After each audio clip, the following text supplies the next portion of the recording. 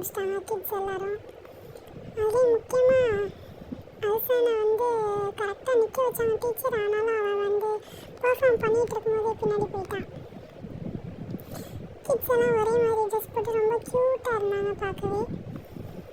அல்சான் வந்து அவனோட இதில் கரெக்டாக நிற்கிற மாதிரி தான் இருந்துச்சு. அவன் பக்கத்தில் இருந்த பையனா கொஞ்சம் அவனை ஓவர்டேக் பண்ணி முன்னாடி வந்து நின்ற மாதிரி ஆயிடுச்சு. இல்லைன்னா அவன் இன்னும் கொஞ்சம் நல்லா தெரிஞ்சிருப்பான் வீடியோவில். பரவாயில்ல இருக்கட்டும், கிட்ஸை ஒன்றும் சொல்ல முடியாது நம்ம. ஏன்னா வந்து அவங்களுக்கு வந்து கரெக்டாக ப்ராப்பராக ஒரு இடத்துல நிற்க தெரியாதுல்ல. ஸோ அதனால் அப்படி ஆயிடுச்சு.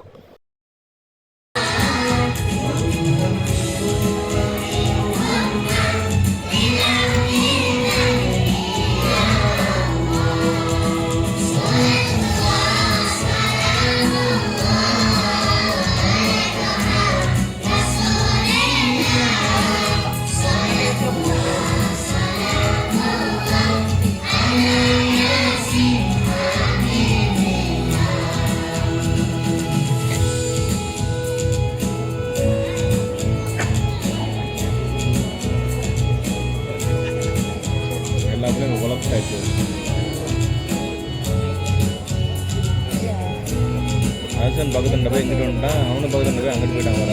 புரியுதா? ஆர்டர் பண்ணி நிற்கிற பெரிய பிள்ளைங்க சின்ன பிள்ளைங்க. கிட்ஸோட பெர்ஃபார்மன்ஸ் பார்க்கவே ரொம்ப கலர்ஃபுல்லாக இருந்துச்சு. அது ரொம்ப மைண்டை ரொம்ப ரிலாக்ஸ் பண்ணிச்சு.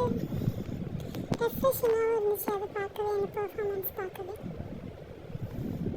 எல்லா கிட்ஸும் ஒவ்வொருத்தவங்களும் ரொம்ப க்யூட்டாக பண்ணாங்க அவங்களோட பெர்ஃபார்மன்ஸை. இதுக்கு பின்னாடி டீச்சரோட ஒர்க்கும் ஃபுல் அண்ட் ஃபுல் இருக்குது. அவங்க தான் 100% கொடுத்து அவங்க இந்த அளவுக்கு பெர்ஃபார்ம் பண்ண வச்சுருக்காங்க. அந்த சாங்குமே ஃபுல்லாகவே பிள்ளைங்களுக்கு மெமரிஸ் ஆன மாதிரி சூப்பராக ஆல் டுகெதர் நல்லா பாடினாங்க.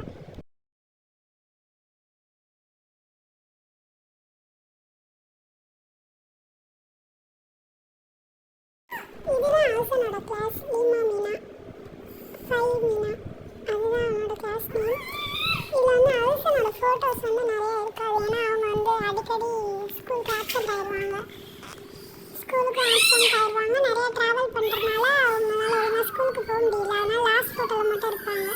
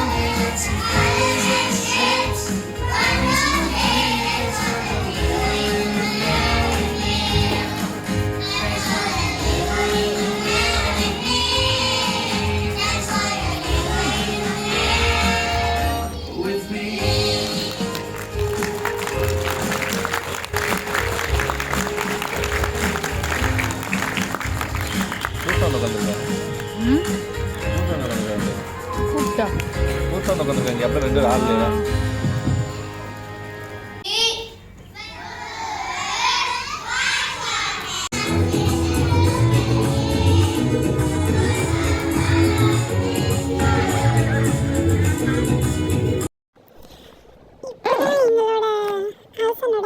கரெக்டாக வருது.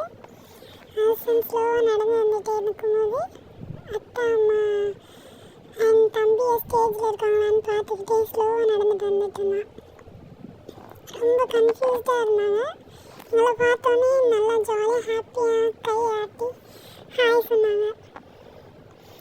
He is ready for his performance on stage.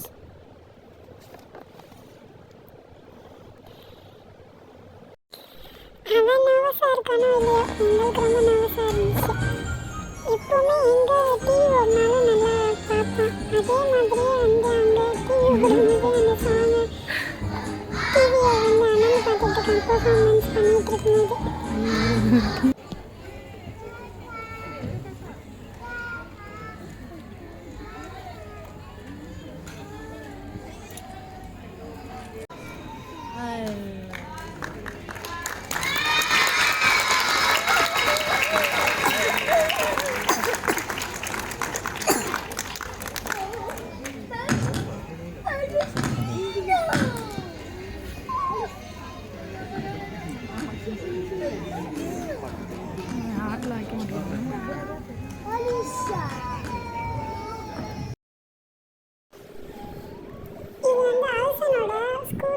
Showcase டேயோட celebration அது அன்னைக்கு தான் அவங்க ஸ்கூலில் இருந்த பெர்ஃபார்மன்ஸ்லாம் நடந்துச்சு.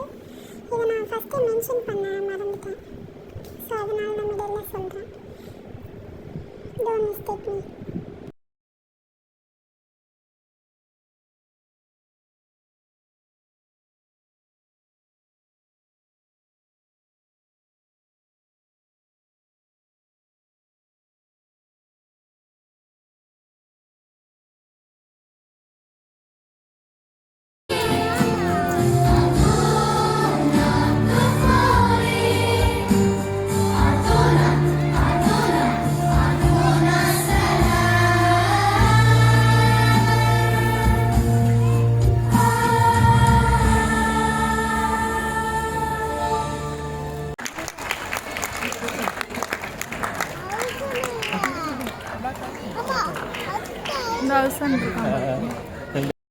டீச்சர்ஸ் எல்லாமே வந்து அந்த கிட்ஸை நல்லா ட்ரெயின் பண்ணியிருந்தாங்க.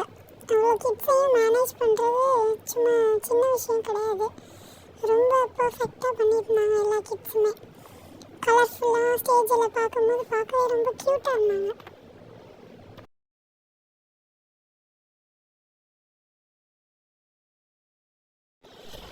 ஆல்சனோட அத்தா இறங்கிட்டாங்க. ஆல்சனை வந்து ஸ்டேஜில் ஃபோட்டோ எடுக்கிறதுக்காண்டி தூரமாக இருந்து நாங்கள் பிக்சர் எடுத்தோம். ஆனால் அது அவ்வளோ கிளியராக இல்லை. அதனால் அவங்க கீழே போயிட்டாங்க. அவனும் நல்லா அழகாக போசிங் கொடுத்துட்ருந்தான் ஸ்டேஜில். எல்லா கிட்ஸும் ரொம்ப சேட்டை பண்ண ஆரம்பிச்சிட்டாங்க. டீச்சர்ஸும் முடிஞ்ச அளவுக்கு எவ்வளவோ ட்ரை பண்ணி அவங்கள கண்ட்ரோல் பண்ணிகிட்டு இருந்தாங்க. அந்த இது முடிஞ்சோடனே அப்படியே வந்து கிட்ஸை வந்து கூட்டிகிட்டு போக சொல்லிட்டாங்க பேரண்ட்ஸை வந்து. அந்த ஈவெண்ட் முடிஞ்சோடனே இந்த சாங் ஃபினிஷ் ஆனோடனே நீங்கள் வந்து கூட்டிகிட்டு போயிருங்க கிட்ஸை அப்படின்னு சொல்லி அனௌன்ஸ் பண்ணியிருந்தாங்க மைக்கில்.